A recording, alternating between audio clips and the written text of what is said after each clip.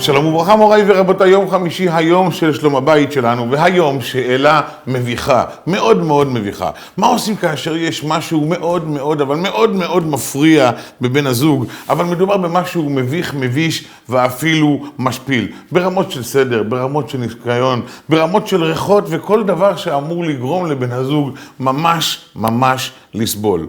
האם להתעלם? האם להעיר? הרי ברור שזה יפגע. אז מוריי ורבותיי, השלב הראשון הוא להעיר בצורה עקיפה.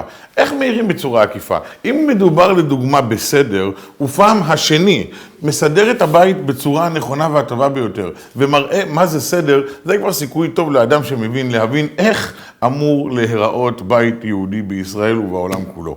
אם זה לא עוזר, ישנה דרך נוספת, כאשר בן הזוג פעם בטעות, בלי כוונה ממש, סידר וארגן את הבית בצורה יפה וטובה, להסביר עד כמה זה נפלא וכיף ואושר עצום לגור בכזה בית. זה יגרום לו להבין שבאמת הסדר והניקיון הדרושים הפעם בוצעו בצורה מושלמת וכדאי להתקדם הלאה. אבל מה קורה אם בן הזוג איננו מבין רמזים? או מה קורה אם בן הזוג מבין רמזים ואפילו רמזים דקים, אבל בוחר להתעלם מהם?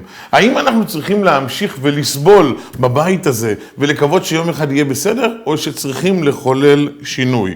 התשובה היא חד משמעית, אסור להמשיך ולסבול, כי כוח הסבל יום אחד נגמר, וזהו מתכון לפיצוץ. חייבים לעשות משהו. המשהו הזה יכול להיות על ידי שיתוף של מישהו חיצוני, חבר של הבעל, חברה של האישה, רב או רבנית שקשורים למשפחה, ולפעמים אפילו איזהו שכן ישיש או דודה זקנה. מישהו שיגיע באותה דרך עקיפה, או אפילו בצורה ישירה, שלא כמי שנשלח על ידי בן הזוג, ויפתור את הבעיה, יסביר ויעקוב עד לפתרון מלא. כאשר משאירים את הבעיות שחונות לנו על הצוואר, יום יום ושעה שעה, זה לא נקרא לספוג ולשתוק ולהעביר הלאה ומכאן להגיע לדרך של שלום. ממש לא. משם מגיעים אך ורק להרס. כי הסבל היומיומי הזה יום אחד גורם לפיצוץ. ולאחר הפיצוץ שום דודה זקנה לא תוכל באמת לסייע. ברוכים תהיו.